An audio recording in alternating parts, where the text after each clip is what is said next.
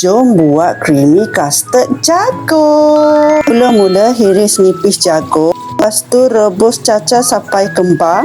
Next, rebus sagu sampai mendidih. Bila mendidih, tutup dengan penutup periuk bagi betul-betul sagu tu kembang. Lepas siap hiris jagung, rebus jagung sampai lembut dan mendidih tau. Selama 20 minit.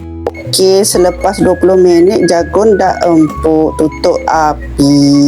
Buang air rebusan biar tinggal separuh. Masukkan cacah yang kita rebus tadi. Masukkan sagu yang kita rebus tadi. Masukkan susu cair. Lalu korang nak resepi penuh di caption bawah dah. Masukkan bancuhan custard. Masukkan susu pekat, garam. Kacau sebati creamy custard jagung ni dengan api sederhana. Bila creamy custard jagung pekat macam ni, tutup api. Last sekali masukkan butter dan cheese slice. Seni tutup api dah. Kacau sebati sampailah dia larut. Okey, siap.